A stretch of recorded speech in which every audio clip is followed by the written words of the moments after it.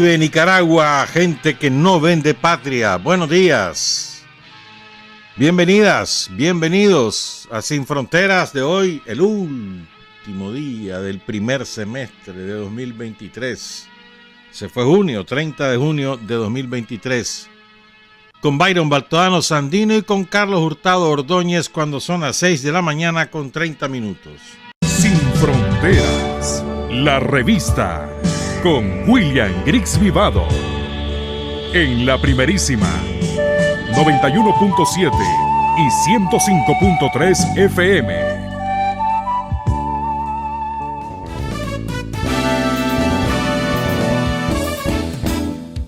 Sin fronteras para decir la verdad. Sin fronteras, trabajar, avanzar, combatir, vencer. Sin fronteras.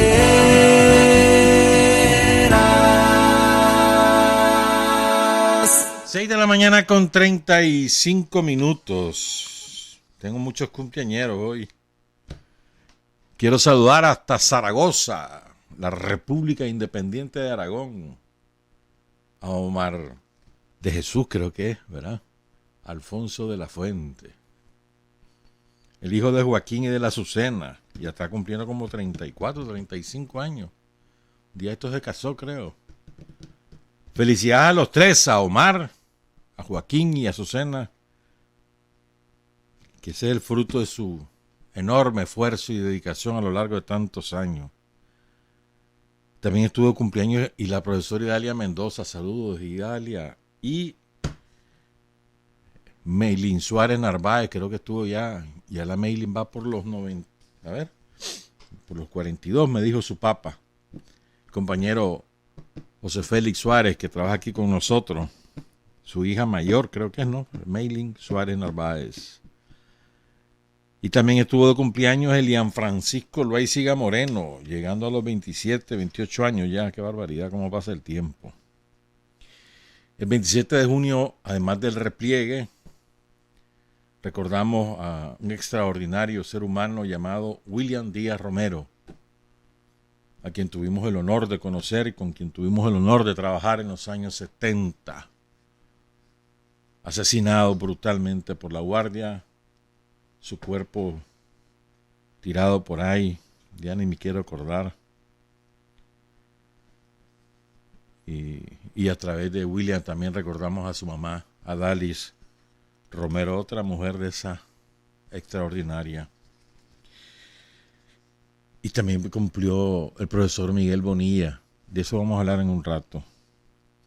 Bueno, un día esto vamos a conocer los datos biográficos del profesor Bonilla, porque hoy no va a dar tiempo,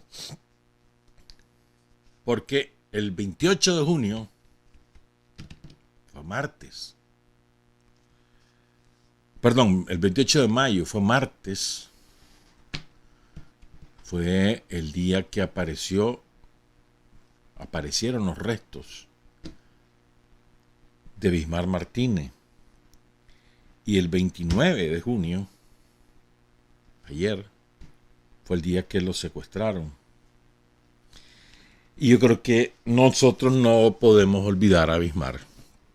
Yo creo que es el símbolo del horror que vivió el pueblo de Nicaragua en 2018. Es el máximo símbolo.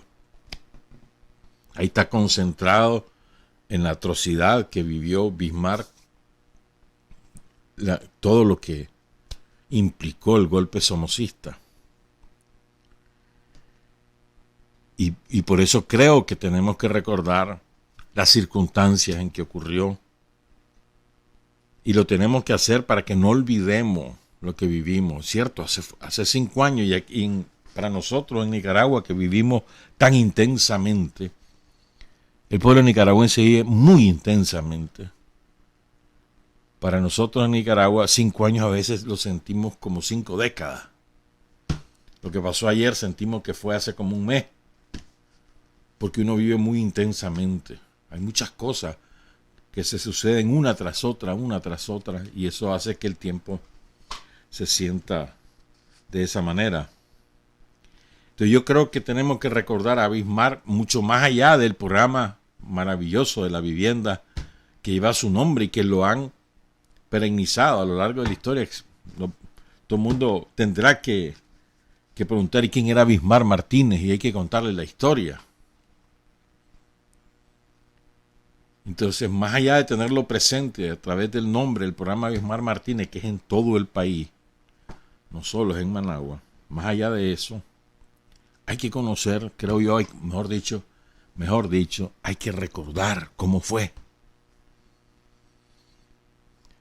Una de las imágenes que le quedó a todo el mundo antes, muchas, pero una, era el nieto, ¿no? Que ahora ya está grandote, tiene como 15, 16 años.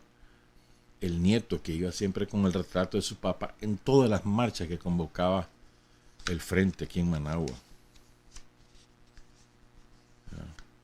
Porque él tenía una relación muy cercana con su abuelo, hijo de Mirlen. Entonces, ¿qué fue lo que ocurrió? Recordemos. La familia de Bismarck, su esposa y sus dos hijos y el nieto se habían ido a Jinotepe porque tenían familia allá. Entonces se fueron y ahí los sorprende en los tranques del golpe en Jinotepe. Ellos se fueron a finales de mayo. Recordemos que los tranques estallan ahí en Jinotepe a principios de junio, después que da la orden la Telle. Entonces, Bismarck solamente por teléfono se comunicaba con la familia y con la angustia, ¿no? Y con las ganas de verlos, pues, ¿por qué no? De estar con ellos. Entonces los hijos le decían, porque él estaba insistiendo, ¿no? Quiero irlos a ver o quiero irlos a traer. Recordemos que Bismarck además era un sandinista de vieja data. Nació en el 62 y se había incorporado a la lucha clandestina desde el 78. Anduvo en una cruzada. El Ministerio de Educación le dio la condecoración de brigadista destacado. Y después fue miliciano, trabajaba en la dirección de comunicación de la Casa de Gobierno. Y luego, después que el Frente recupera la alcaldía de Managua en el 2000, él comenzó a trabajar, o en el 2004, no me acuerdo bien cuál, comenzó a trabajar en la dirección de ornatos de la alcaldía de Managua. Y ahí estaba trabajando. Entonces, ese día... Bueno, entonces él comienza a insistir que quiere ir a traer a la familia y los otros hijos le comienzan a decir que no, que es peligroso, que eso está trancado. Pero un día, sin decirle nada a los chavalos, a los muchachos, entonces se fue en su carro.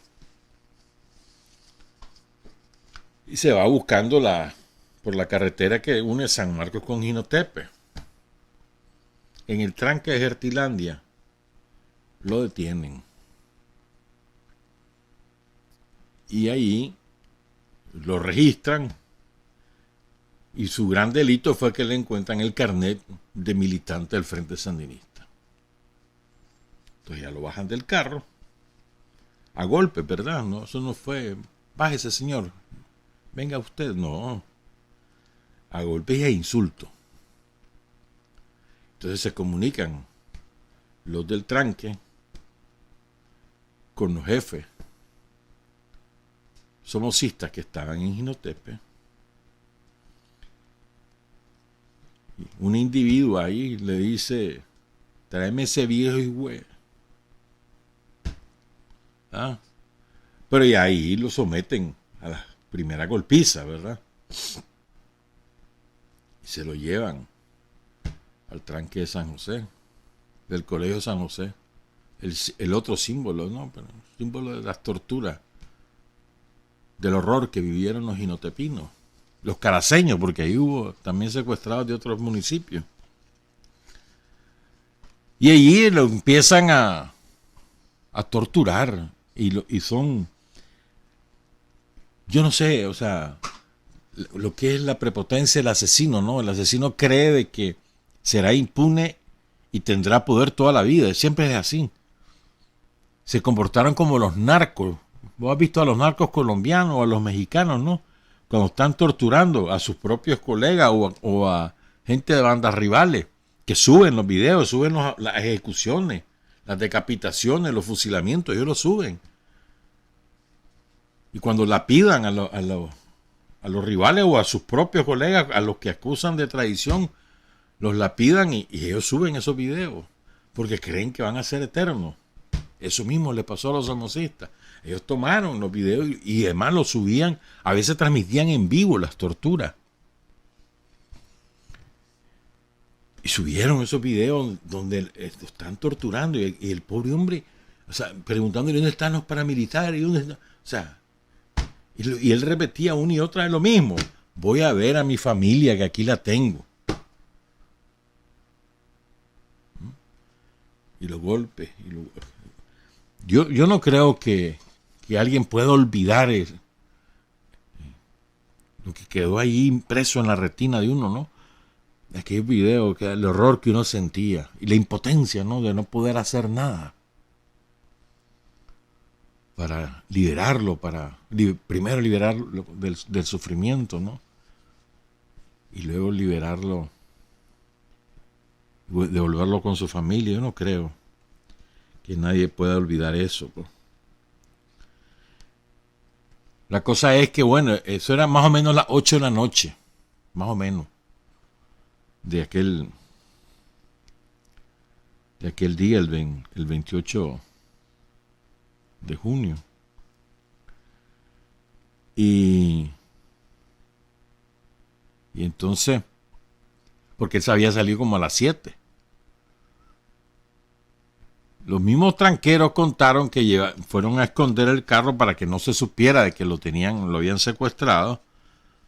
Lo fueron a esconder ahí en un barrio que queda cerca, en la Cruz de Guadalupe, el barrio cerca ahí de Gertilandia. Primero lo escondieron ahí y después se lo llevaron. Dice uno de los testimonios, me acuerdo, ¿sabes quién sacó el reportaje? Muy bueno, por cierto. Hace tiempo que no hacen tan buenas cosas los de Juventud Presentes. Ya desistieron, quién sabe por qué. Porque hicieron muy buenos trabajos en el 2018 y 2019. Y ahí entrevistaron a algunos de los asesinos. Y uno de ellos dijo: llamamos a Joao y a la Macha para preguntarles qué hacíamos. Y la Macha nos dijo que le lleváramos a ese viejo. Se lo entregamos en la Cruz de Guadalupe. Ahí ellos se dispusieron a revisarlo, interrogarlo, lo comenzaron a torturar. Y nos dijeron que el carro lo desapareciéramos y lo fuimos a meter a la finca El Salvadoreño. Y luego se lo llevan al estadio municipal de Jinotepe. Había un tipo, muchos de estos los detuvieron, algunos aceptaron colaborar con la policía a cambio de que no los echaran presos, porque el propósito fundamental era encontrar dónde estaba Bismarck. ¿Se acuerdan aquella campaña? ¿Dónde está Bismarck? Entonces, uno de los detenidos fue que desertó. Según él, pues desertó. Uno que le decían Antena, Leonardo Mendoza. Él era el encargado de las redes de comunicación. Había incluso, les habían hecho una aplicación para teléfono, de manera que ellos se podían comunicar como que si fuera un walkie-talkie. Mira cómo era sofisticado. O sea, cómo se habían preparado, ¿no?, para ejecutar el golpe, de que hasta una aplicación tenían para simular que eran walkie-talkie. ¿Se acuerdan? Lo que pasa es que la mayor parte de las nuevas generaciones no saben que es un walkie-talkie, pero bueno, lo usan los policías, pues, fuera de Nicaragua. Todavía los usan por walkie-talkie. Bueno, el caso es que, ¿verdad?, ahí lo tienen, ya en el Colegio de San José, tipo 8:30 de la noche. le vamos a recordar algunos diálogos.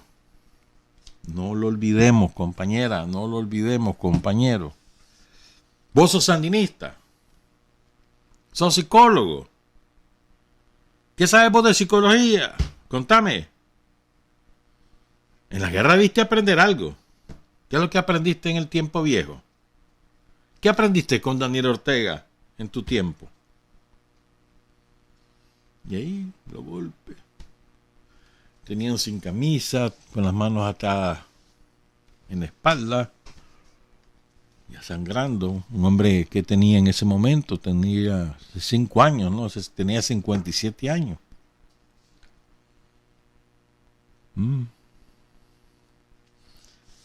Y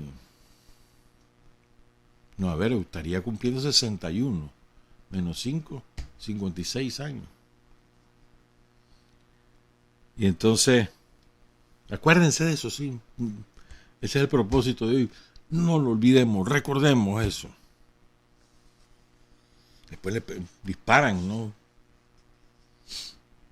Con el propósito de asustarlo. ¿Y asustarlo para qué? Si el pobre hombre venía de su trabajo en el ornato de la alcaldía de Managua y de ahí salió rumbo a Jinotepia a buscar a su gente. Un carrito, tampoco era una camionetón, un carrito. Que con mucho esfuerzo habían logrado comprar. Y entonces lo siguen. ¿Dónde está el resto? Vos debes saber, vos sos viejo en estas cosas.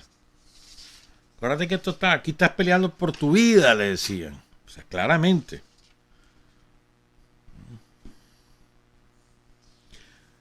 Hay varios videos. Yo he visto como 3 en aquel momento. Hay algunos incluso que nunca se difundieron. Y son espantosos.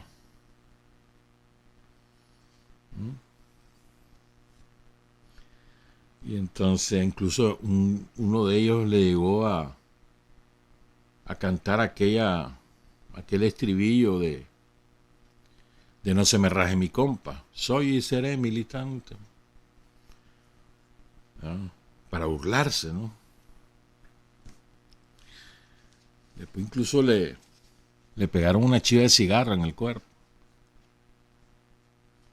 Solo imaginen lo que ese hombre sufrió. Primero es el terror, ¿no? El terror. El sentirte impotente y el terror, vivir ese terror, más allá de lo físico, el terror que ese hombre está viviendo. El espanto. Que no puedes hacer nada.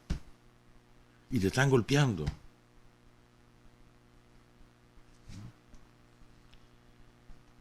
Y como a las 4:30 de la mañana del día siguiente, lo sacaron del estadio. El tal Pocholo. Después vamos a leer los nombres de todos los criminales.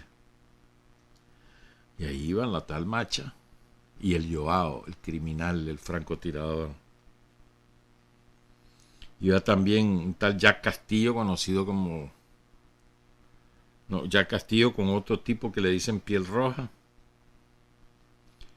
En otra moto iba el Chele Grillo, Carlos Lágrima, Gasparín. Se lo llevan.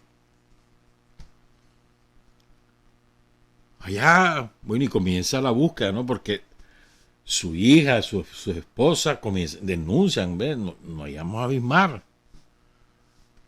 La búsqueda, ¿no? A los 9 días apareció el carro. Ya no estaba en la finca del salvadoreño, sino creo que ahí en el mismo, en el Guadalupe, ahí frente a la iglesia Anclas de la Esperanza.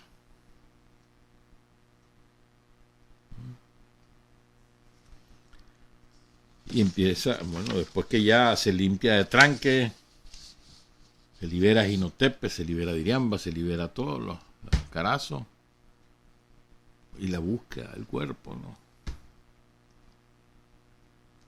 Hasta que finalmente, ¿verdad? El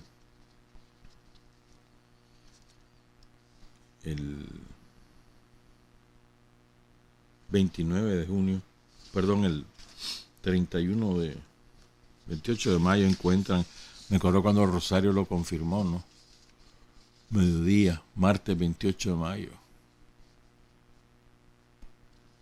¿Por qué supieron que era él? Por el pantalón y los calcetines.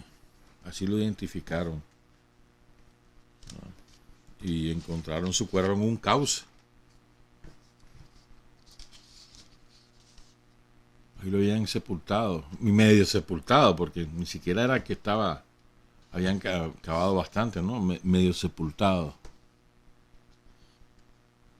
Contiguo al Colegio San José. Entonces creo que no podemos olvidar estas cosas por todo lo que implica la crueldad, el odio, la hazaña de estos que se autodenominan luchadores cívicos y democráticos. Recuerden eso. Y eso es lo que exportan. Nosotros estábamos desarmados, éramos estudiantes, dicen. Y algunos imbéciles afuera de Nicaragua que se la dan de izquierda repiten semejante mentira y se niegan a ver las pruebas. Pero eso es lo que decían, ¿no? Si nosotros estábamos luchando por la libertad de Nicaragua y la democracia, a punto de tortura, de crímenes tan horrendos como este, pues. Entonces vamos a recordar los nombres de quienes estuvieron implicados, que no se nos olvide. La mayor parte está en Estados Unidos. Me imagino que andan, no creo que los tengan en hoteles de 5 estrellas, ¿verdad? Los deben tener haciendo cualquier tipo de oficio. Muchos de ellos deben estar abandonados a la droga porque ya lo estaban cuando comenzaron a ejecutar estas cosas. Vamos a comenzar. Jack Castillo Blanco, a este le decían el viejo Jack. Y después estaba el hijo, Jack Josué Castillo López, que le decían el Jack Jr., padre e hijo. El Gato Chayula, Antonio Ruiz. Ustedes escuchan estos apodos, son apodos de delincuentes. El Conejo, Ronald Fernando Avilés Levy. El doctor Giovanni Madrigal Macís. Palala, Manfred Delgado Jarquín. El Cabezón, Emanuel Diabado. El Masaya, Alan Enrique Alemán Castillo. El Chele Grillo, Christopher Palacios Vanegas. El Renco, Flavio Alexander Castillo Blanco, hermano de Jack Castillo Blanco, tío de Jack Josué Castillo López. El Gato Chayul, Antonio Ruiz. El Gato Perra, Ricardo Javier Conrado Mujica.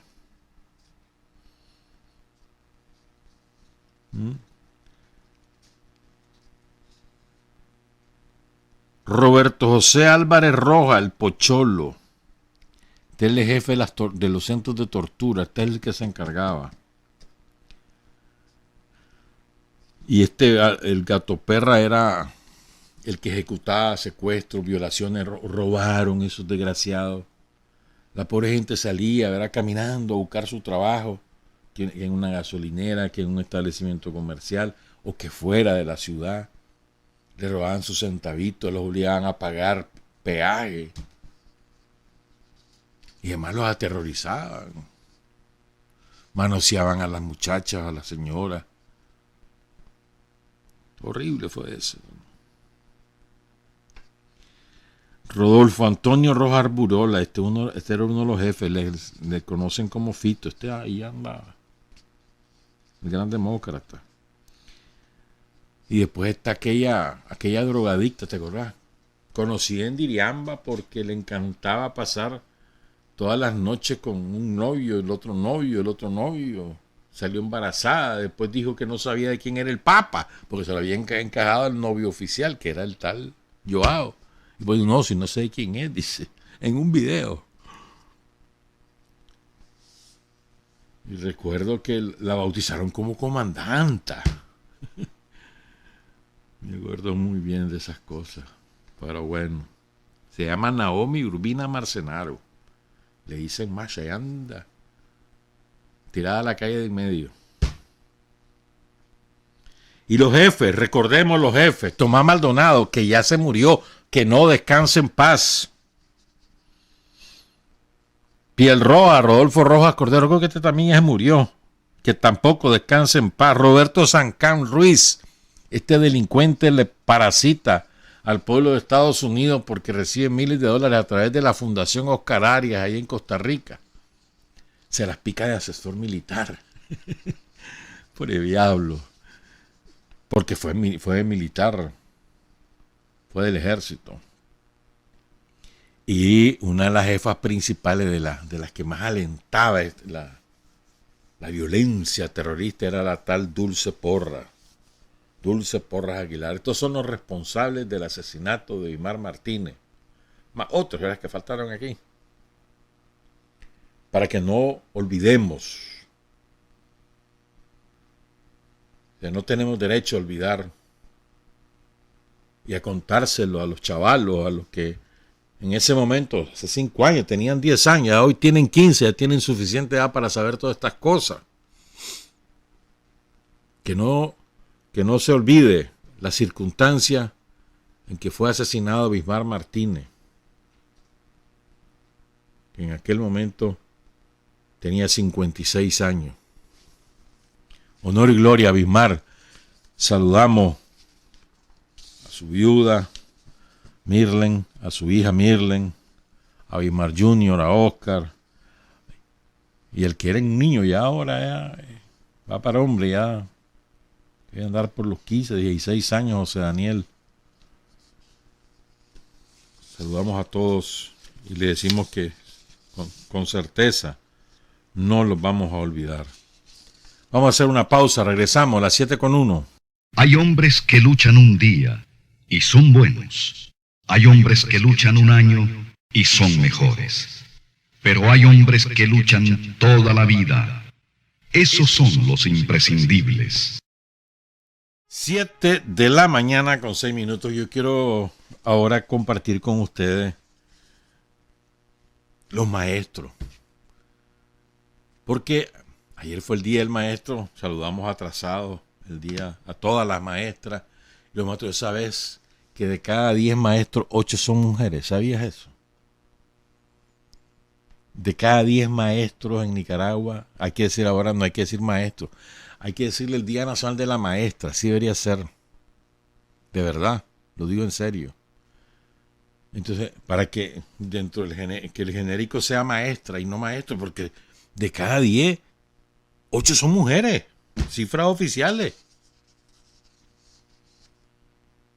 O sea, y el varón que se sienta ofendido porque le dicen el Día Nacional de la Maestra, porque 2 trabajos tiene. Pero es la verdad. Entonces, les vamos a contar cosas que creo que poco conocemos y muchos hemos olvidado. Los que lo conocemos.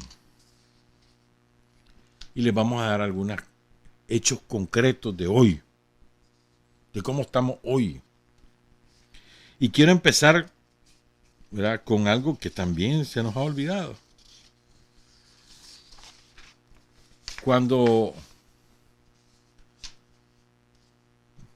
no ubico exactamente, creo que así fue como le voy a decir, pero no estoy 100% seguro. Poco después del asalto al Palacio, en 1978, ¿verdad?, poco después, el Frente Sandinista, la tendencia tercerista que encabezaba Daniel Humberto Ortega y Víctor Tirado López, sacaron un documento que era la actualización del programa histórico del Frente Sandinista, que se llamaba ¿Por qué lucha el Frente Sandinista junto al pueblo? Estoy casi seguro que fue así, pues entre agosto y la insurrección de septiembre. Entonces, en ese documento, porque me puse a revisar un montón de cosas,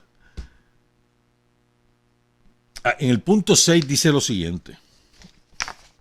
Pongan cuidado. Los maestros recibirán nuevo trato. Ese era el compromiso del frente. Los maestros tendrán estabilidad en sus puestos. Se acabarán las intrigas en nombramiento y desplazamiento. Sus salarios obedecerán a un escalafón justo y tendrán un buen régimen de jubilaciones.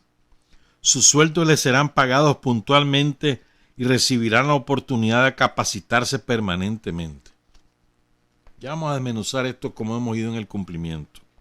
Algún lugar de Nicaragua, 1978. ¿Verdad? Incluso hay un dato histórico que creo que también es bueno recordarlo. A ver, el primer sindicato que se arma de maestros es en el 47, si mal no recuerdo, 1947, Sindicato de Maestros de Managua. Como querían hacerlo a nivel nacional, había que hacer sindicatos filiales para poder hacer una federación. Entonces eso culmina, creo que en el 53, si mal no recuerdo, en el 52 con la Federación Sindical de Maestros. En el 46, el Sindicato de Managua, y en el 52, la Federación Sindical de Maestros. ¿Por qué es importante? Porque esto fue el principio de la conquista de derechos de los maestros y de las maestras. Y fue paulatino, porque al principio las dos organizaciones estaban dedicadas exclusivamente a lo gremial, pero además muy mediatizadas por el somocismo. Se fueron sacudiendo la tutela del somocismo en la medida de que ellos eran reprimidos y en la medida también de que no les daban garantías suficientes en esa medida. Entonces, y eso fue lo que los empuja a la lucha en los años 60, de manera tal que desemboca en la gran huelga nacional de 1969, que luego se repite en el 70.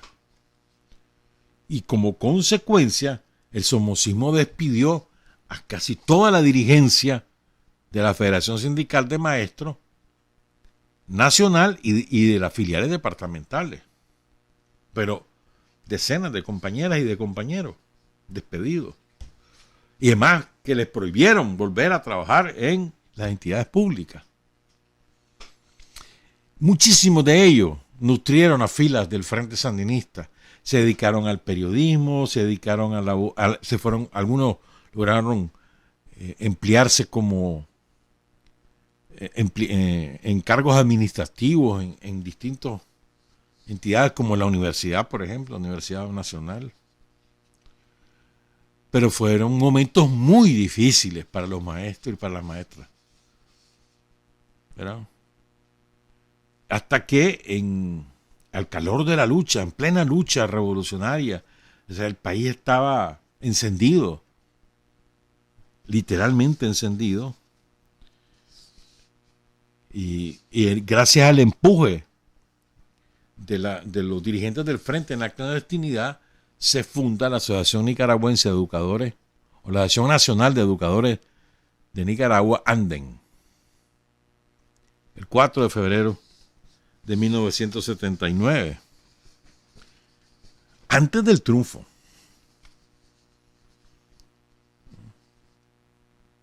Y ANDEN se convierte en el principal defensor de los intereses del magisterio, ¿verdad? Hay una frase, porque yo quiero recordar hoy muchas cosas, y hay algo que estoy seguro que va a sorprender a todos. Hay una frase de Fidel del 7 de julio de 1981. Entonces, dice Fidel: ser maestro significa, ante todo, ser maestro en todos los órdenes de la vida.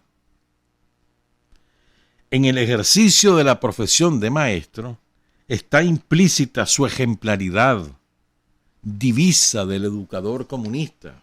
Sustituyan comunista por sandinista, a mucha honra. y condición indispensable para cumplir los altos objetivos de la escuela socialista. O sea, la condición indispensable para ejercer el magisterio es la ejemplaridad. Ser ejemplares. Porque el niño, el adolescente, el joven, y ustedes y yo lo sabemos desde la familia, más de lo que dice el papá, o lo que dice la mamá, o lo que dicen los hermanos, se fijan en lo que hacen. Y saben, y aprenden a distinguir entre lo que dicen y lo que hacen. Y lo mismo pasa en la escuela. Y después eso se queda para la vida. Cuando uno está al cipote, te fijas en lo que hacen los adultos. Sea tu familia o sea gente de la calle. Pues te fijas en lo que hacen, no en lo que dicen. Entonces, les quiero compartir esto. Después vamos a leer. Me puse a investigar. Me pasé como un montón de horas, mano. Pero me revisé archivo por archivo de Sin Frontera desde 2019. A buscar los nombres de maestros y maestras caídos. ¿Y qué va a hacer, mano? No. La cantidad es inmensa. Es inmensa. Y además me ayudó el profesor José Antonio Cepeda, secretario general de Anden, que nos envió también algunos nombres. Después los vamos a leer. Porque en los años 80 se fundó un medio de comunicación cuyo propósito era nutrir a los comités de solidaridad en el exterior. Estaba adscrito al diario oficial del Frente, que era Barricada, y se llamaba Barricada Internacional. Su editora fue la compañera Scarlett Cuadra Batters. Y estoy seguro que esto que voy a leer, ahí está su mano. Una mujer extraordinaria, la Scarlett. ¿Cuánta falta hace? Que falleció en el 2018, en diciembre. Entonces, ahí te aparece esto que es una maravilla, es cortito. Del lunes 12 de septiembre de 1983, ese año fue bautizado Año por la Paz, de lucha por la paz y la soberanía. ¿Cómo venimos? Una coherencia, hermano. En el Barricada Internacional número 80, oigan esto. Yo no conozco otro pueblo en el mundo que esté tan consciente de asumir la responsabilidad de educar a sus propios hermanos, dijo el maestro Myles Horton del Highlander Center de los Estados Unidos, con 50 años de experiencia en la materia. Pero primero vamos a leer esto y después vamos a sacar conclusiones. Son 3 parrafitos y después seguimos. Dice Barricada Internacional, se refería a Nicaragua, donde Myles Horton participó en el Encuentro Internacional de Educación Popular por la Paz, realizado entre el 28 de agosto y el 3 de septiembre de 1983 en Managua, en el cual tomaron parte delegados de toda América y Europa. ¿Verdad? Dice Barricada ahora, ¿por qué Horton dice que el propio pueblo es quien está educándose a sí mismo en Nicaragua? Porque el 60% de los 22,000 maestros populares en Nicaragua aún no ha cursado el 6º grado de primaria. El 70% de los colectivos de educación popular se han organizado en las zonas campesinas. Recordemos, en aquella época Nicaragua era un país fundamentalmente campesino. Más del 60% de la población vivía en el sector rural, ahora es al revés. En otras palabras, dice Barricada, aquellos que han aprendido a leer y escribir un poco se han convertido en multiplicadores de lo aprendido. Y dijo, en aquel tiempo, lo decía Paulo Freire, ahora dice otras cosas. Nicaragua es la mejor universidad del mundo. En muy pocos países, por no decir ninguno, se ha logrado que el pueblo sea capaz de educarse por sí solo. Un programa del pueblo para educar al pueblo. Eso es lo que he visto en Nicaragua, decía Freire. Miren qué importante, ¿ve? Esto lo ha dicho Daniel varias veces, en el concepto, ¿no? ¿En qué momento logra la dirección del Frente Sandinista en los años 70? ¿En qué momento logra el quiebre para que logremos desequilibrar la fuerza y derrocar a la dictadura? En el momento que el Frente logra suficiente arma y se las entrega al propio pueblo. De manera que el pueblo es el que se libera a sí mismo. No es el Frente, es el pueblo. El Frente a la cabeza. Adelante. Organizando, dirigiendo, pero es el pueblo el que se libera a sí mismo. ¿Qué pasó en la Cruzada Nacional de Alfabetización? ¿Quién liberó al pueblo de Nicaragua del analfabetismo? ¿El pueblo? ¿O acaso no era el pueblo de Nicaragua, los chavalos sobre todo, verdad? Los 70,000 más todos los demás implicados, 90,000 implicados en la Cruzada Nacional. El pueblo. En las jornadas populares de salud, el pueblo. En los batallones de infantería de reserva, el precedente del servicio militar, el pueblo. El mismo servicio militar era el pueblo. O sea, el pueblo de Nicaragua liberándose a sí mismo. No venía nadie a liberarte, no, vos mismo. Entonces lo que señalan aquí, tanto Horton como Freire, es que ese montón de gente que fue alfabetizada en el 80 después se convirtió en multiplicador y comenzó a encabezar los colectivos de educación popular donde se iba cursando los grados de primaria y que eran los objetivos de la contrarrevolución para destruir el pueblo liberándose al pueblo. No se nos olvide este concepto, como ha ocurrido 2018 para acá, como ha ocurrido en estos 16 años. Es el pueblo haciendo las cosas por sí mismo. Y el gobierno, el Frente Sandinista, lo que hacen es facilitarte, organizarte. Y también establecer las prioridades de acuerdo a lo que el propio país va diciendo, el propio pueblo va diciendo de distintas maneras. Pero eso es buscando los fondos para poder ejecutar las cosas que la gente necesita y que demanda. Sigo con el artículo de Barricada Internacional, que es una maravilla. Es cortito. Durante años, los especialistas en pedagogía han intentado definir con exactitud qué es la educación popular y solamente se han logrado respuestas marcadamente teóricas. Algunas de esas teorías llegaron a atisbar el nacimiento de una pedagogía que surgiera del propio pueblo, de abajo hacia arriba, por la vía popular, según Hodon, el estadounidense. Una pedagogía de los hechos, decía Freire. Y eso es justamente lo que ambos encontraron en Nicaragua. O sea, Nicaragua fue la gran universidad para ellos. Ellos elaboraban las teorías y pedagogía del oprimido, no sé qué y no sé cuánto. Pero cuando vienen a Nicaragua se dan cuenta cómo es realmente la cosa.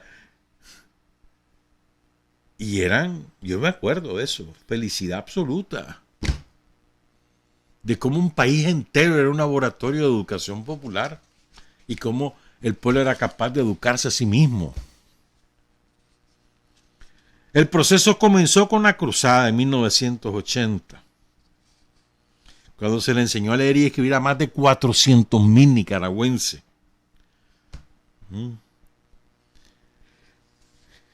El profesor Ernesto Vallecillo, saludo al profesor Vallecillo, ya se jubiló, ya no está en la lotería.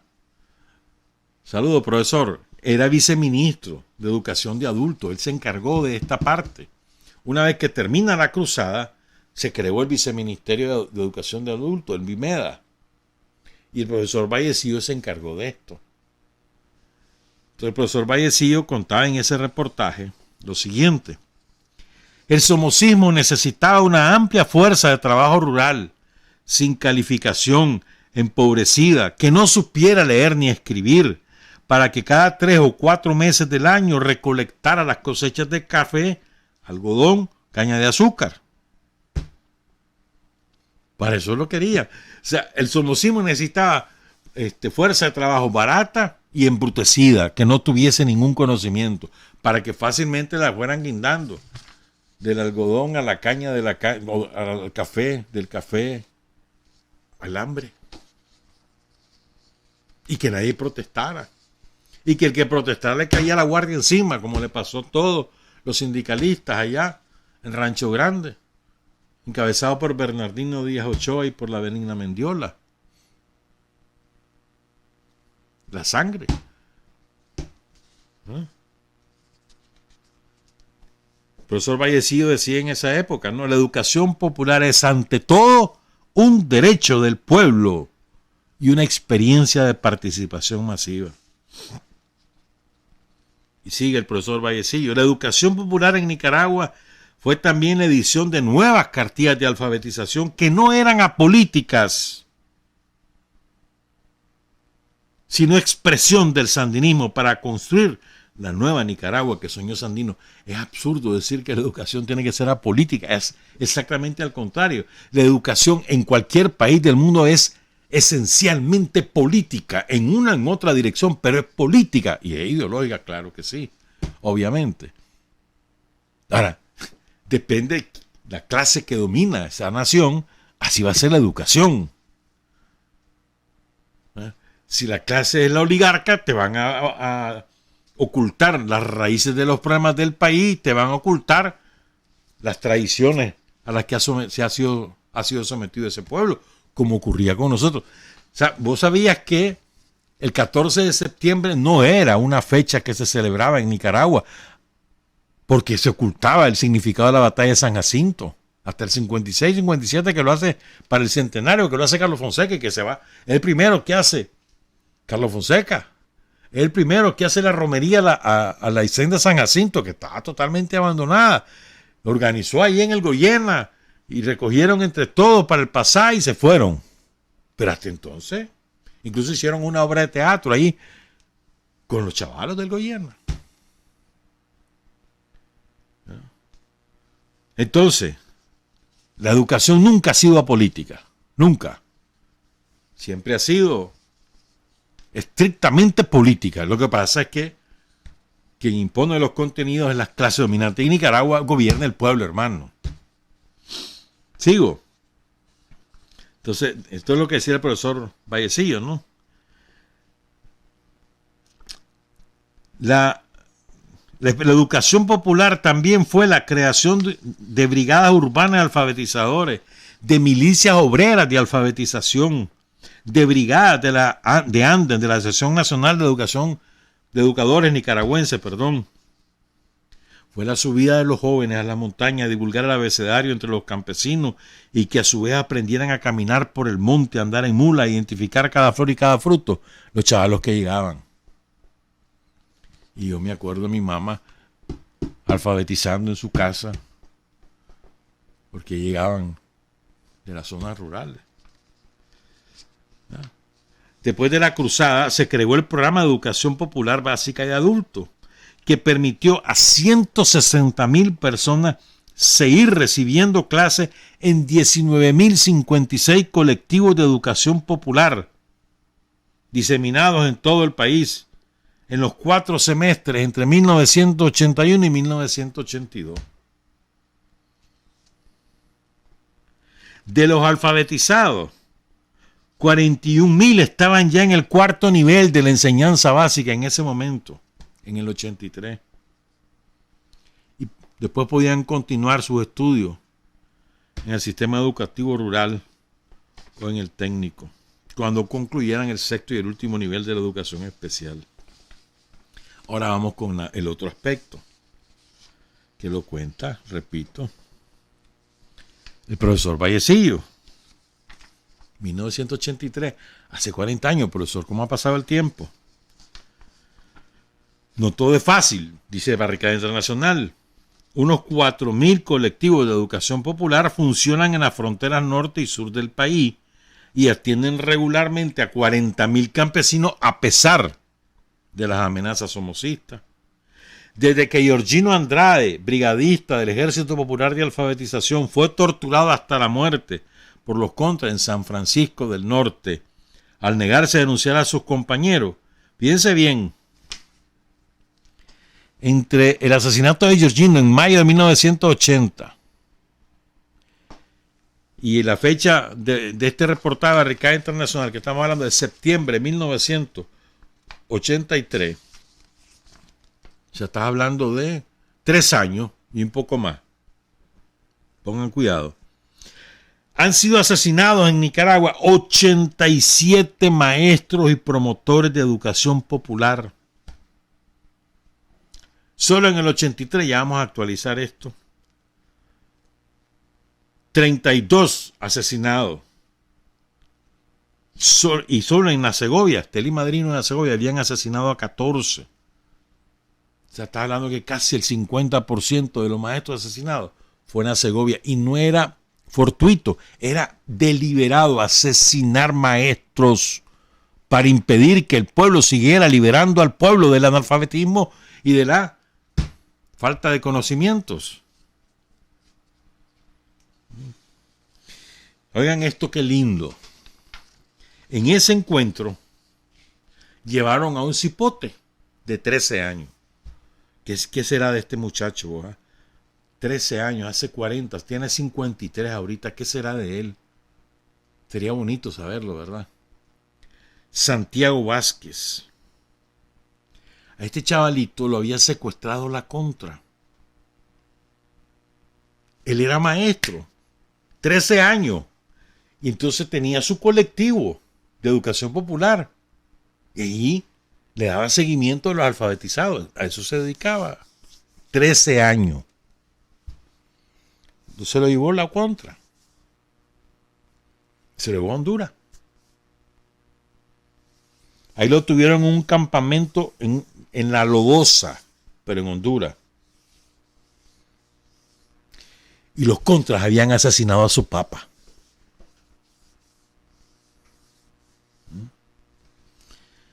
Chavalo vivo. Y más, como era un niño, los contras se confiaron, aprovechó un descuido, en una noche se fue y regresó a Nicaragua. Entonces llegó al encuentro, lo llevaron al encuentro. Entonces el chavalo dice: estoy decidido a continuar hasta el fin, cueste lo que cueste. 13 años. Santiago Vázquez. Dice el profesor Vallecillo en esa época, ¿no?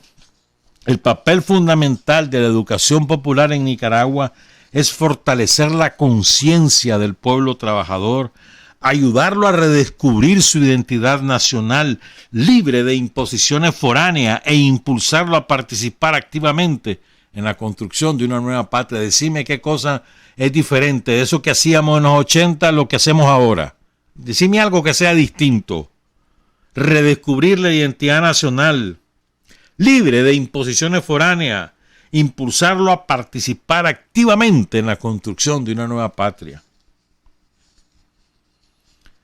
Terminó el encuentro, acordaron un plan de acción de 2 años, que lo iban a aplicar cada quien en su país.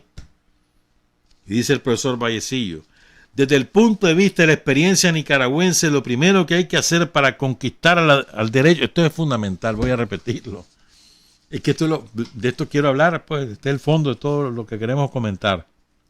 Dice el profesor Vallecillo: desde el punto de vista de la experiencia nicaragüense, lo primero que hay que hacer para conquistar el derecho a la educación popular es la revolución.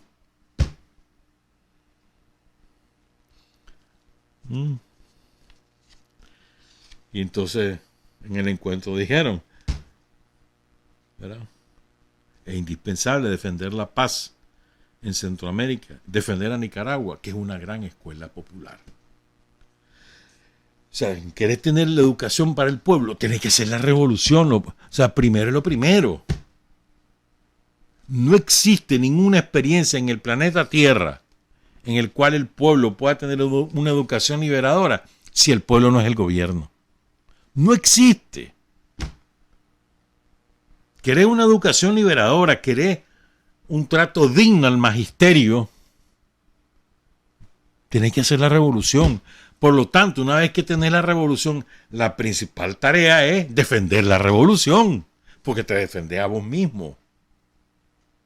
Y a veces perdemos de vista esto, porque consideramos natural todo lo que hemos conquistado y creemos que eso será eternamente sin importar la fuerza que dirige el Estado. Y ahí ese es un error estratégico fundamental. Para poder conservar lo que hemos logrado necesitamos seguir siendo gobierno. No nosotros, el Frente Sandinista, el pueblo de Nicaragua necesita seguir siendo gobierno. Y para poder seguir siendo gobierno tenés que defenderte con todas las armas a tu disposición. Defender el poder a como sea, hermano. Pero este es el concepto fundamental. La esencia de los logros, de las cosas que hemos alcanzado, es la defensa del poder, la defensa de la revolución. Esa es la esencia. Primero, lograr la revolución y luego defender la revolución. Porque al defender la revolución te defendés a vos mismo.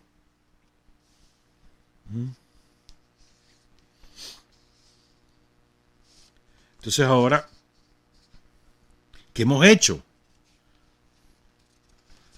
en estos años? Tengo aquí algunas cifras, algunas nada más. Son las 7:36. Recordemos lo primero. El Frente Sandinista, desde la herencia programática de Sandino, elaborada por Carlos Fonseca, Julio Buitrago y otros compañeros y compañeras en 1969.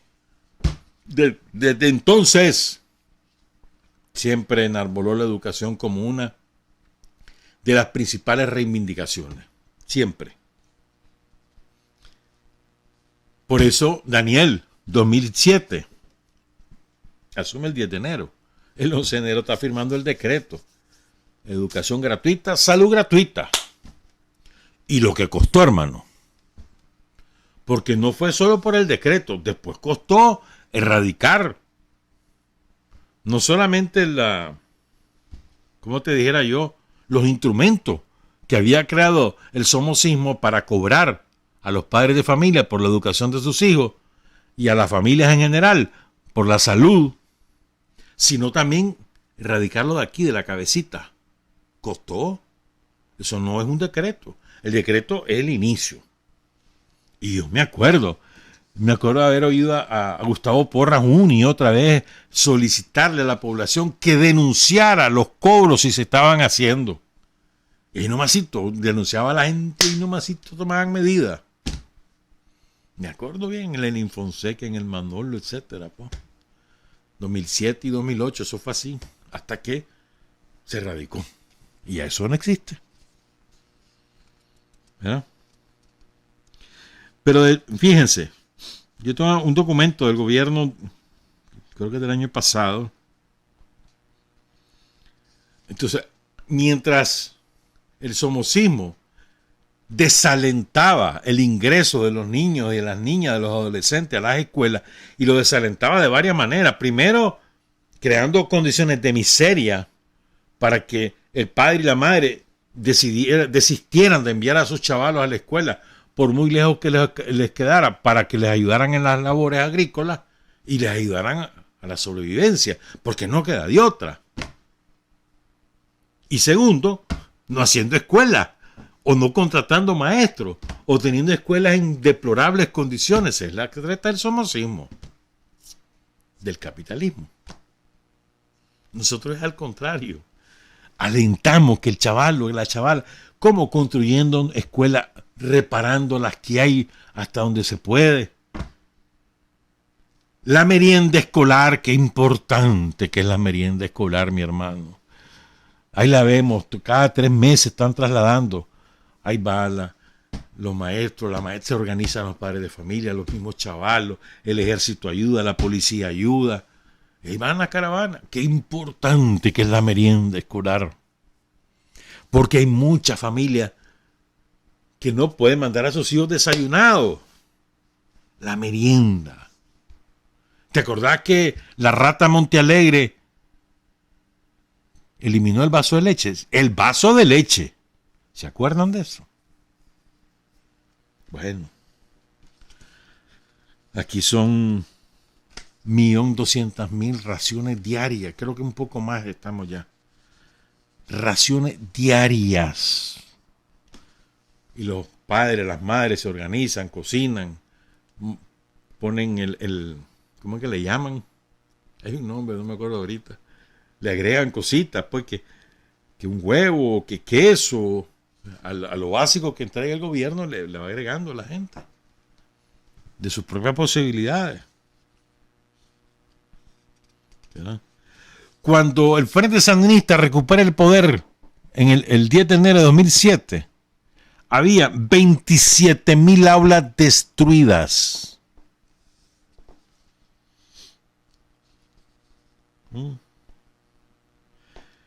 Solo en los últimos 5 años, el gobierno de Daniel destinó entre 2017 y 2021 100.000 millones de córdobas destinados a la educación, el 46% del gasto de la inversión social,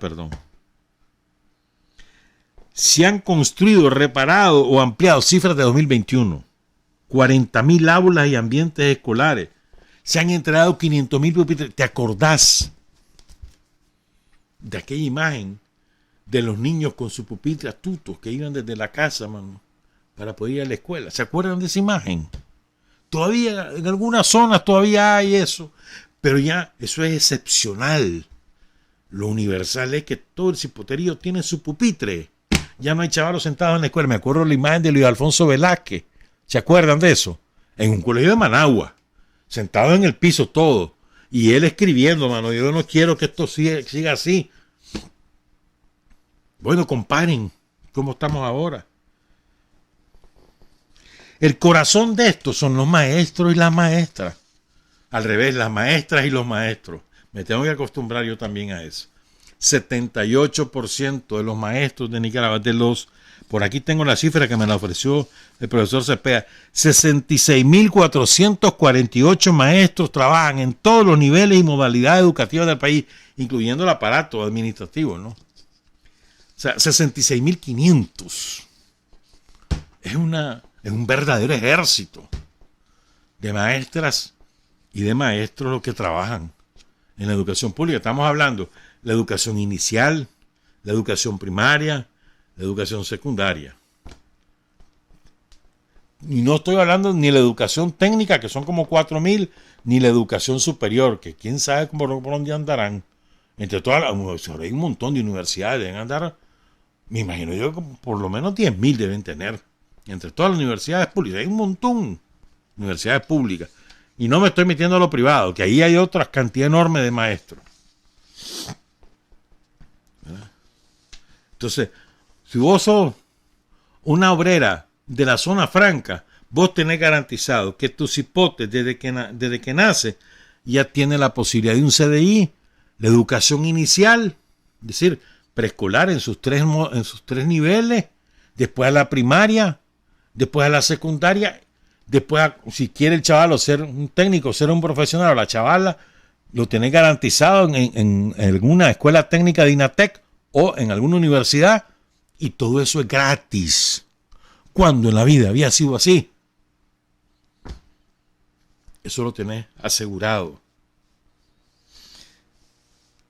Yo le decía, aquí el corazón es el magisterio. Ya no voy a poder leer todo lo demás, pero porque quiero hablar de estas dos cosas. Primero, a ver, salario.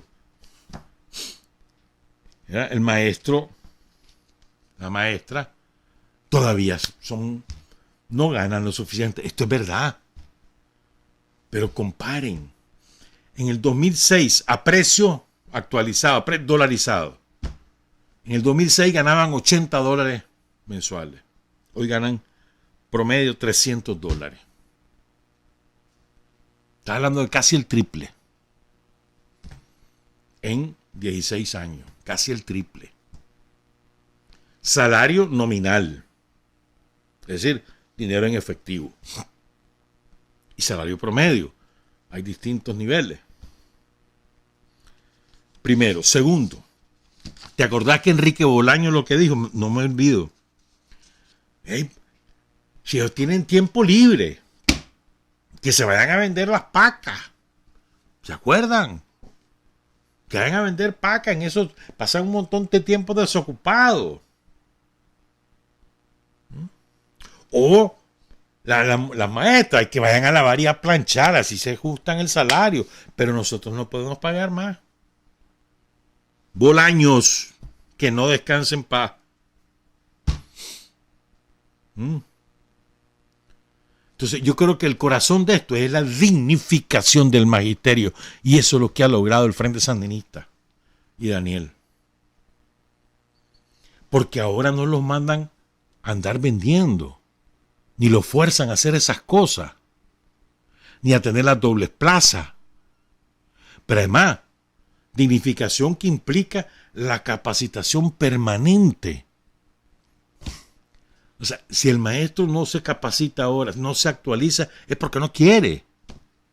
Porque lo van actualizando, sobre todo en estos tiempos que se moderniza diariamente todo, con las nuevas tecnologías, y vas accediendo a nuevos conocimientos. Y además, las nuevas generaciones demandan nuevos conocimientos. El maestro de hoy no es el mismo, no debe tener, la misma característica del maestro de hace 40 años. No podemos comparar los maestros de hace 40 años con los de ahora, porque son otras las circunstancias, otras las demandas y otro el universo estudiantil. Cada quien en su época. Y ahora vos tenés magníficos maestros a todos los niveles, pero magníficos, gente dedicada, esforzada. Maestras, me tengo que acostumbrar. Magníficas. Que son además brillantes en cómo investigan, cómo se ponen al día, cómo después, o sea, la capacidad que tienen de transmitir esos conocimientos, cómo se enlazan con los niños y las niñas, es una maravilla. En las nuevas circunstancias, cuando el chaval tiene el TikTok, el YouTube, el no sé cuánto, el no sé qué, en esas nuevas circunstancias, las maestras logran enchufarse con el chavalo y transmitir conocimientos. Es dificilísimo. ¿Me entiendes? Esas son nuevas circunstancias.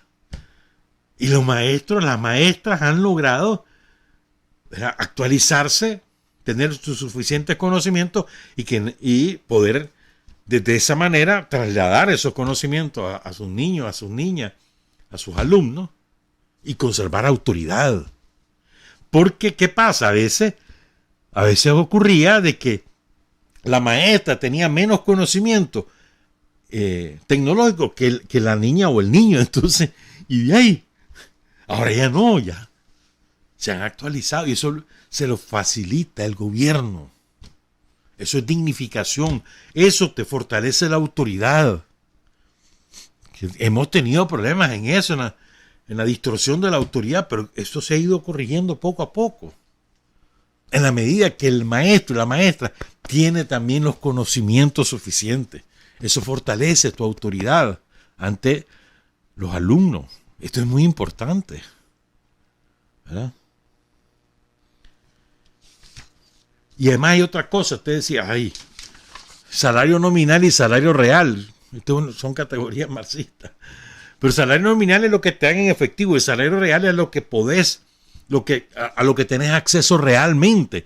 ¿Y a qué tiene acceso el maestro realmente? ¿Cuándo? La maestra realmente.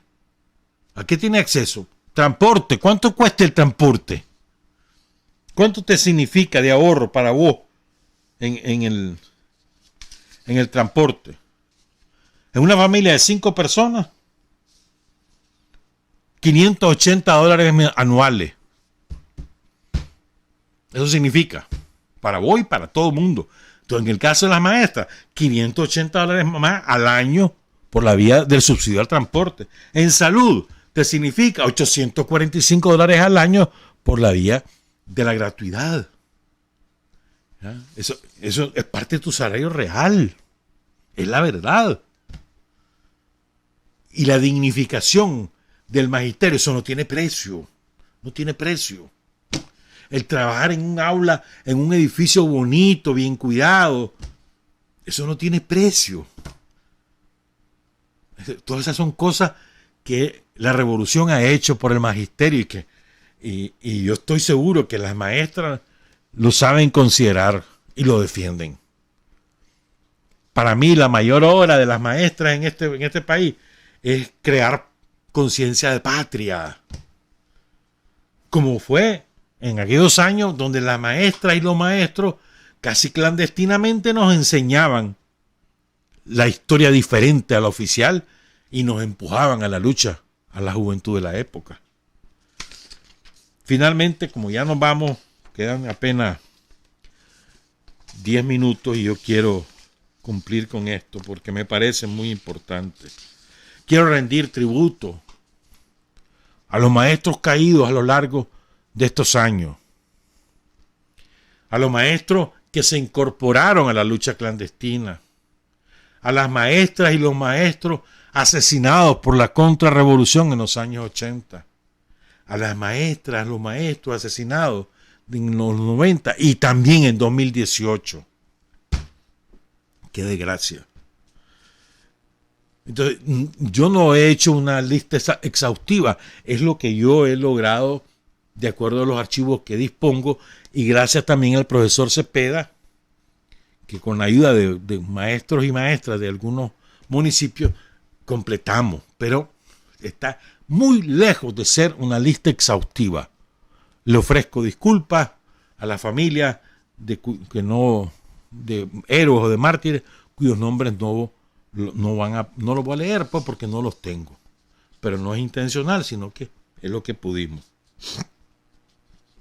Alessio Blandón Juárez, Ricardo Morales Avilés, Ángela Morales Avilés, Julián Roque Cuadra, Leonel Rugama, César Augusto Salinas, Juan Fernando Samquichán, José Arturo Calero de Yalahuina, José Alejandro Valle de San Juan de Río Coco, el profesor Miguel Bonilla, catedrático universitario, uno de los más brillantes oradores que he escuchado yo en mi vida, pero otro día les vamos a hablar del profesor Bonilla. Raúl Madrid Caballero, esto fue terrible. El profesor Julio César Castillo Ubao y su esposa, Vilma González Almendares, y su cuñada, Aurabelia González Almendares, los tres asesinados en Condé el 3 de mayo de 1979 junto al esposo de Aurabelia, Juan Francisco Guillén. Pero es que los tres eran maestros. Aurabelia, Vilma y Julio César, maestros. Vilma y Aurabelia, hermana del héroe del Frente Sandinista Raúl González, el ingeniero, asesinado a batazos junto con Juan de Dios Muñoz por el maldito traidor que los denuncia en la frontera con Honduras. Y ahí también, bueno, eso fue el 3 de mayo del 79. Bayardo Selva, Ronaldo Delgado, Esperanza Flores Cruz de Estelí, que también era periodista, Asunción Armengol Ortiz, que era el líder de los monimboseños, Marta Isabel Navarro Mendoza, esto es especial, la Connie famosa, que cae en Catarina en la insurrección final. ¿Por qué es especial? Porque ella, después de la insurrección de septiembre, se tiene que ir clandestina. O antes de la insurrección de septiembre, se tiene que ir clandestina. Estaba chavalita. Después de los sucesos de la insurrección de Monimbó en febrero del 78, se va clandestina. Pero así, cipota. Y entonces ella estaba estudiando magisterio en la normal. Y venía el examen, clandestina, se fue a hacer el examen. Apruebe el examen. Y después clandestina se fue a recibir su título de maestra. Y cayó como 4 o 5 días antes de su cumpleaños. Cumplía el 17, eso es el 14, 3 días antes del cumpleaños. Pero recibió su título. Cae como guerrillera del pueblo de Nicaragua y como maestra del pueblo de Nicaragua. Marta Isabel Navarro Mendoza. El profesor, a quien también conocimos, Román del Carmen Esteban Toledo, Esteban de apellido. Bueno, esteliano de adopción, pero realmente nacido en Carazo. Cae el 8 de junio. Hablamos de él hace poco tiempo. Cayó en el Ostional, en el Frente Sur. Pedro, el seudónimo. Osberto Gutiérrez Ponce cae en el Rama el 14 de mayo del 79. El profesor Tomás Ocampo Chavarría, el Instituto de la Paz Centro, así se llama, asesinado el 31 de enero de 1979. Venían de una fiestecita y ahí lo agarró la guardia. Él ya trabajaba con el Frente Sandinista. Esta cifra la ofreció Daniel en 1983, el 4 de mayo. Hasta esa fecha, en ese año, solo en ese año, iban 34 maestros asesinados. Entre el 4 de mayo del 83 y el 7 de agosto del 83 mataron a otros 4. Iban 38. Entonces voy a leer algunos nombres porque es imposible. Yo calculo que fácilmente se llega a 200 maestros asesinados en los años 80, fácilmente. Es una cosa de espanto. Algunos nombres. Gonzalo Bell Wilson. Lo matan en San Carlos, Río Coco, en agosto del 79. Lo secuestraron los de Misurasata. Lo escarnecieron, lo torturaron, lo asesinaron y quemaron su cadáver. Los maestros cubanos, que son nuestros también. Francisco Concepción Castillo, de 29 años. Él lo hieren en San Miguelito, en el 7 de junio. Se lo llevan a Cuba y allá murió el 6 de septiembre del 81 en Cuba. Pedro Pablo Rivera Cue, de 26 años, y Bárbaro Rodríguez Hernández, de 27, asesinada el 21 de octubre de 1981. Hay un monumento que inauguraron recientemente ahí en Ciuna, en Consuelo Bajo, y mataron también a 2 campesinos que eran sus alumnos. Aguedo Morales Reina, de 28 años, asesinado en Aguasarca, Villasandino. Ana Virgen Noble, maestra cubana, ya hay barrios ahí en Jinotepe que allí llevan su nombre. En el 18 de octubre de 1983, en Pantasma, hay una masacre espantosa, bueno, como toda masacre, pues, en Pantasma. Ahí asesinan a 7 maestros comunitarios. Y también ahí asesinan a un profesor guatemalteco indígena, Cruz Regino Cisay, del pueblo Sutujil de Santiago Atitlán, Guatemala. Beverly Johnson, de Orinoco, Perlagún, asesinada en 1984. En Santa Lucía, Huaco, asesinan en ese año a María Edilia Martínez Álvarez. Ana Lugo Belli, maestra de la Brigada 50 aniversario, asesinada el 2 de noviembre del 84. Hay una maestra que no tengo el nombre, entre los 17 campesinos asesinados en La Sorpresa el 14 de noviembre del 84. Después está la masacre de Nueva Guinea, que la contamos aquí hace poco, cuando emboscan a 6 maestros, 4 los asesinan, 2 lograron sobrevivir, uno de ellos lisiado, que aún sigue ejerciendo el magisterio allí en Nueva Guinea, cuyos nombres son William Ocampo López, conocido como el Chino, Julio Mayorga Jaime, Boanerges Apolinar Urbina y Teresa Lizano Núñez, los 4 maestros martirizados.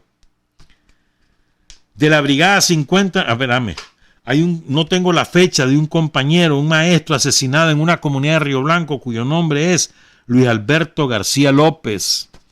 De la Brigada 50 aniversario, voy a leer algunos nombres. Juan José Bejarano Alvarado, torturado y degollado. Oscar Danilo Urbina Vallejo, asesinado en Nueva Guinea. Ana Joaquina Vélez Lugo, en el Cuá. Sandra Erecna Cajina Gaitán, en el Cuá. Estrella Dolores Domínguez, en el Cuá. Octavio French, en Guaslala.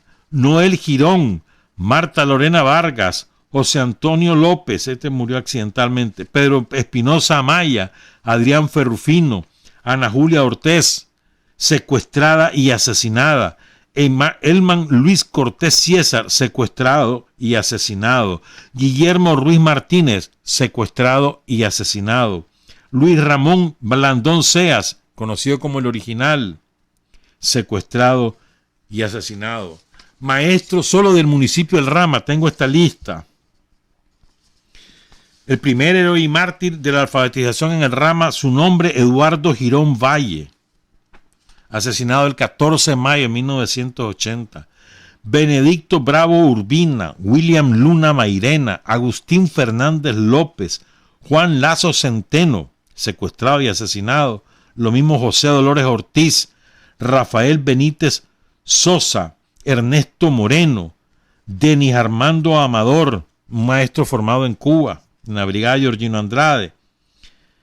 Omar Mercado Silva, este maestro defendió Ciuna en el ataque el 20 de diciembre de 1987. Sigo leyendo algunos nombres. En los años 90 asesinan en Santa Lucía, camino al Papaturro, al profesor José Miguel Jarquín en 1994. Y en el año 2018 tenemos 2 maestros mártires. José Alfredo Urró Girón del Centro Escolar Carlos Fonseca en Matagalpa y Marvin Francisco Ugarte Campo, docente de primaria de la Escuela Ángel Salazar en Morrito. Cierro con esto, fíjense, en Cuba hubo el 10 de junio de 2008, se celebró el Congreso Iberoamericano de Alfabetización y Educación Básica. Y nuestro embajador en Cuba, que ya está jubilado, el periodista Luis Cabrera, saludo a Luis, era el embajador, y le pidió a todos los maestros rendir 1 minuto, pero no de silencio, sino de aplauso a los maestros cubanos, maestros internacionalistas cubanos, asesinados por la contrarrevolución en Nicaragua, que ya leímos sus nombres. Y ahí todo el mundo puesto en pie, mucha gente llorando, aplaudiendo. Bonito fue eso. Y quiero también recordar a maestros y a maestras que han muerto, pero que han muerto no en combate, pues, sino de muertes naturales, entre comillas, y que fueron maestros primero, y que hicieron un enorme aporte a la revolución. William Ramírez, maestro de primaria, maestro rural. Mirna Mendoza, una extraordinaria mujer. Y su tía, la Connie Mendoza, fundadora de los sindicatos del magisterio. El profesor Miguel de Castilla. A Juan Alberto Enríquez, que también era periodista. Yo quiero recordar especialmente a 2 profesores que me dieron a mi clase y que ya fallecieron, que para mí fueron muy importantes. El profesor René Lacayo y el profesor Fernando Benavente, también poeta zurdo. Extraordinarios profesores. La profesora Elisiana del Carmen Soto, que murió hace poco. La profesora Rosario Antúnez, que murió hace poco también. Al profesor Luis Enrique Barreda. Ahí en Estelí. Al profesor Miguel Soler, uruguayo y catalán, que aquí estuvo en Nicaragua y nos ayudó muchísimo. A la profesora Leda Rosalía Fuertes de Casanova, allá en Riva. A Mariano Fiallo Oyanguren. Y al Mariano Fiallo Gil también. Fueron maestros. Y recordar a los maestros de ahora que viven con nosotros. Olga Vilés es maestra, la comandante Olga Vilés. Glenda Monterrey, Isaura Chavarría, nuestra diputada de Matagalpa. Hugo Mejía, la profesora Dulce Danelia Talavera. José Antonio Cepeda, secretario general de Anden. Silvio Mora, que se hizo Silvio, no sé. Amparo Gutiérrez, la profesora Susana Morales. Julio Cisnero, Bruno Gallardo, Roger Benito Acevedo. Dionisio Rey Canales, ya murió Dionisio. Bueno. Natán Sevilla, David Macfield, Julián Corrales, extraordinario. Pedro Ortiz, Napoleón Weisiga, Francisco Guzmán. El profesor José Augusto Rizo, allá en la Concordia. La profesora Teodolinda Rivera Ortiz. La profesora Ángela Herrera. La profesora Marcelina Castillo. El profesor Elmer Ramírez. La profesora Carmen Rodríguez Castillo. Y Anuri Rebojo Borrás, nuestra gran amiga de toda la vida, que vive allá en San Pere de Ribes, Cataluña. Por todos nuestros héroes y mártires del magisterio, honor y gloria, compromiso permanente de seguir mejorando la educación en Nicaragua. Trabajar, avanzar, combatir, vencer. Patria y libertad. Revolución es sentido del momento histórico. Es cambiar todo lo que debe ser cambiado. Es igualdad y libertad plenas. Es ser tratado y tratar a los demás como seres humanos. Es emanciparnos por nosotros mismos y con nuestros propios esfuerzos. Es desafiar poderosas fuerzas dominantes dentro y fuera del ámbito social y nacional. Es defender valores en los que se cree, al precio de cualquier sacrificio. Es modestia, desinterés, altruismo, solidaridad y heroísmo. Es no mentir jamás ni violar principios éticos. Es convicción profunda de que no existe fuerza en el mundo capaz de aplastar la fuerza de la verdad y las ideas. Revolución es unidad, es independencia, es luchar por nuestro sueño de justicia para Cuba y para el mundo, que es la base de nuestro patriotismo, nuestro socialismo y nuestro internacionalismo.